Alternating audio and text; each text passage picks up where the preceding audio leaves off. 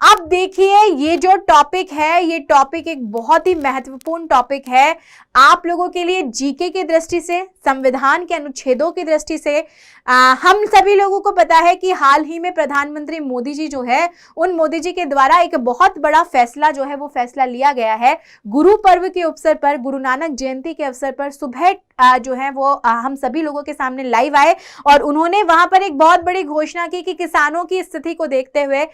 ये जो 3 विवादित कृषि कानून हैं, इन 3 विवादित कृषि कानूनों को सरकार जो है वो सरकार क्या कर रही है, वापस ले रही है। लेकिन यहाँ पर हमारे सामने प्रश्न यहाँ पर जीके से संबंधित ये उठ जाता है कि आखिरकार क्या प्रोसेस है सरकार का, क्या प्रोसेस है, क्या प्रक्रिया है सरकार की, जिस प्रक्रिया के अंतर्गत सरकार जो है वो किसी भी पारित किए हुए कानून को जो है वो कानून को क्या कर सकती है, वापस ले सकती है। ठीक है, तो संविधान का कौन सा अनुच्छेद है, संविधान जो है उस संविधान का कौन सा अनुच्छेद है जिस अनुच्छेद के तहत किसी भी पारित किए हुए कानून को सरकार के द्वारा वापस लिया जा सकता है, प्लस वो प्रक्रिया क्या है जिस प्रक्रिया के तहत किसी भी कानून जो है उस कानून को वापस लिया जा सकता है। तो देखिए हमारे संविधान का अनुच्छेद 256, हमारे संविधान का कौन सा अनुच्छेद, हमारे संविधान का अनुच्छेद 256, और हमारे संविधान का अनुच्छेद 256 जो है यह अनुच्छेद 256 ही कानून बनाने का अधिकार भी देता है। और इसी अनुच्छेद 256 के अंतर्गत किसी भी कानून जो है उस कानून को एक निश्चित प्रक्रिया के द्वारा, अगर वो कानून संगतिहीन है, अगर वो कानून जो है वो कानून लोगों के हितों में नहीं है, तो उसको देखते हुए उस कानून को क्या किया जा सकता है, वापस लिया जा सकता है। और हम सभी लोगों को पता होना चाहिए, वहां पर मोदी जी ने घोषणा की थी कि संसद का इस महीने जो आखिरी सत्र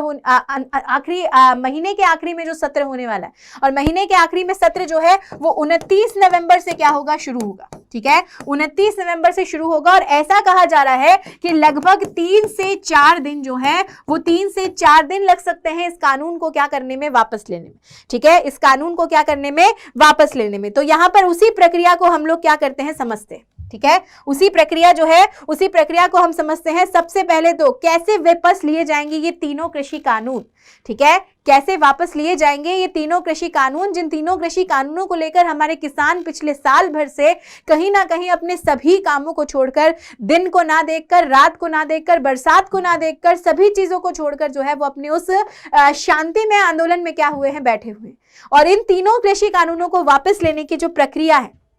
उससे पहले हम ये जान लें कि आखिरकार ये 3 कृषि कानून जो है, ये 3 कृषि कानून है कौन से। सबसे पहले कृषि कानून की बात करें तो पहला कानून है कृषक उपज व्यापार और वाणिज्य और सरलीकरण विधेयक 2020।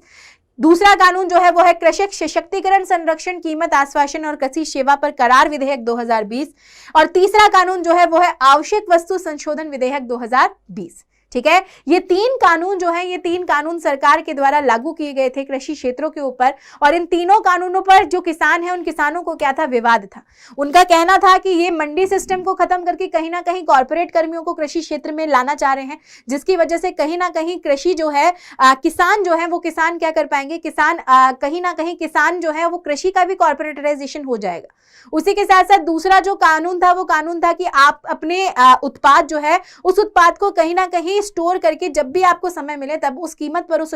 उत्पाद को मंडी में बेच सकते हैं। लेकिन यहाँ पर किसानों का तर्क ये था कि बहुत सारे किसान ऐसे हैं जिनके पास ये सुविधा ही नहीं है, जिनके पास कहीं ना कहीं अपने राशन को, अपनी फसल को स्टोर करने के लिए गोडाउन ही नहीं है। तो उस स्थिति में वो किसान जो है वो किसान क्या करेंगे, उस स्थिति में उन किसानों के द्वारा बनाया गया जो फसल है वो फसल क्या हो जाएगी, खराब हो जाएगी। ठीक है, और तीसरा मुद्दा जो था वो कीमत को लेकर था कि आप अपनी कीमत जो है वो खुद क्या कर सकते हैं, तय कर सकते हैं। लेकिन इन तीनों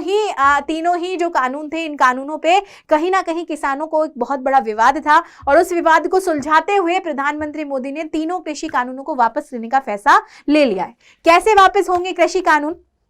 तो संविधान एक्सपर्ट है उनके द्वारा बताया गया है कि सबसे पहले सरकार जो है वो सरकार संसद के दोनों सदनों में इस संबंध में बिल पेश करेगी। ठीक है, संसद के दोनों सदन, लोकसभा और राज्यसभा, और लोकसभा और राज्यसभा दोनों में ये बिल पेश किया जाएगा कि हमने जो कानून पारित किए थे उन कानूनों को क्या किया जाना है, वापस लिया जाना है। और वापस लिए जाने के साथ साथ संसद के दोनों सदनों से ये बिल बहुमत के आधार पर पारित किया जाएगा। और अगर ये बिल जो है, ये बिल बहुमत के आधार पर क्या किया गया, पारित किया गया, तो बहुमत के आधार पर पारित होने पर ये जो बिल है, ये बिल किसके पास जाएगा, राष्ट्रपति के पास जाएगा। राष्ट्रपति जो है वो राष्ट्रपति इस बिल पर अपनी मोहर जो है वो मोहर क्या करेंगे, लगाएंगे। और लगाने के साथ साथ ही सरकार जो है वो सरकार एक नोटिफिकेशन जारी करेगी, जिस नोटिफिकेशन में ये लिखा होगा कि सरकार के के द्वारा यानी मोदी सरकार या हमारी केंद्रीय सरकार के द्वारा ये तीनों विवादित कृषि कानून जो हैं वो वापस ले लिए गए हैं और अब जितने भी किसान हैं उन किसान पे या कृषि क्षेत्र पर इन तीनों कानूनों का कोई भी प्रभाव जो है वो आने वाले समय में नजर नहीं आएगा।